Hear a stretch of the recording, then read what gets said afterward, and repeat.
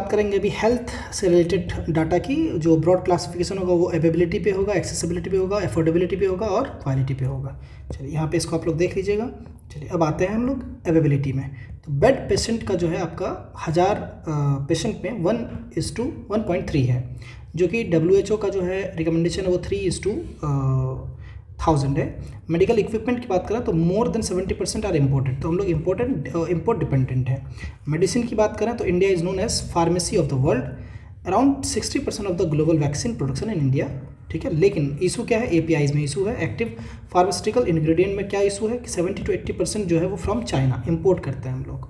ठीक है, चलिए अब इसमें एक चीज़ और देखिए, डिकेडल जो एक आपका ग्रोथ है डाटा, वो क्या है कि मेडिकल कॉलेज जो है लगभग 42% आपका इंक्रीज़ हुआ है, और सीट जो है आपका 112% इंक्रीज़ हुआ है ना, डिकेडल ग्रोथ है।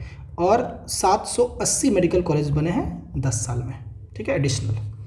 अब आते हैं आगे अवेलेबिलिटी में। तो ह्यूमन रिसोर्स, जिसमें हम करेंगे बात डॉक्टर पॉपुलेशन रेशियो की, तो ये है आपका 1:854 वर्सेस 1:1000, जो कि WHO का है। तो देखिए 1000 में एक डॉक्टर की बात हो रही है, लेकिन इंडिया के पास कितना है, 854:1। तो ये एक तो बहुत अच्छा खबर है, लेकिन थोड़ा इशू है, थोड़ा कैच क्या है कि ये आयुष वाले डॉक्टर को भी इंक्लूड करता है, जो कि गवर्नमेंट ने रिकमेंड किया था। ठीक है, कि हम लोग आयुष को भी अलाउ करेंगे, तो इस वजह से। अदरवाइज जो है वो लगभग 1600 के अराउंड था, तो इसको थोड़ा सा ध्यान रखिएगा, है ना। चलिए नर्स पॉपुलेशन की बात करें तो 1000 पेशेंट में 1.96 है, WHO का रिकमेंडेशन है 3। अफोर्डेबिलिटी की बात करें तो गवर्नमेंट एक्सपेंडिचर जो as a percentage of GDP है वो 1.84% है, और नेशनल हेल्थ पॉलिसी 2017 में ये कहा गया था कि 2.5% होना चाहिए बाई 2025, जो कि अभी तक हुआ नहीं है। वर्सेस WHO ने जो आपका है वो 6% का रिकमेंडेशन दिया है। आउट ऑफ पॉकेट एक्सपेंडिचर की बात करें तो 39.4% हो गया है, लगभग 40%, जो कि आपका घट गया है। 2017 में ये 60% था।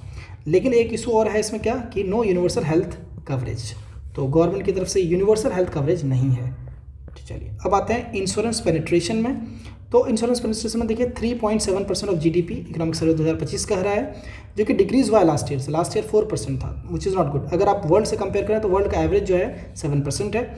चलिए अब बात करते हैं इंश्योरेंस में। लाइफ में जो है आपका जो GDP as a percentage of GDP खर्च हो रहा है वो 2.8% हो रहा है, और जो नॉन लाइफ में है वो 1% ऑलमोस्ट खर्च हो रहा है, जो कि डिक्रीज हुआ है आपका। ठीक है, किसकी बात कर रहे हैं, ये लाइफ वाले की डिक्रीज हुआ है आपका फ्रॉम इकोनॉमिक सर्वे 2024। ठीक है, चलिए इंडिया का रैंक जो है 10% है इन ग्लोबल इंश्योरेंस मार्केट। अब डिस्पैरिटीज़ की अगर बात करें तो only 20% of hospitals are in rural areas, जो कि बहुत प्रॉब्लम है। क्यों? क्योंकि रूरल पॉपुलेशन जो है आपका लगभग 60% जो है वो गांव में है ना। पॉपुलेशन गांव में 67% है, लेकिन डॉक्टर्स जो है, हॉस्पिटल जो है सिर्फ 20% है। रीज़न क्या है उसका? Profit maximisation. रूरल में इतना जो है आपका कैपेसिटी नहीं है कि वो लोग अर्न करे, सेव करे और हॉस्पिटल में खर्च करे, तो वो सब आपका अर्बन एरियाज़ में ज़्यादा होता है। दूसरा है आपका प्रिवेंटिव वर्सेस क्यूरेटिव की बात करें तो प्रिवेंटिव डिजीज़, यानी कि डिजीज़ हो ही नहीं उसके लिए कितना खर्च कर रहे हैं हम। ठीक है, तो वो आपका 6% है। क्यूरेटिव के लिए 55%, यानी कि वंस आप डिजीज़ से इफेक्ट हो गए तब 55% खर्च है।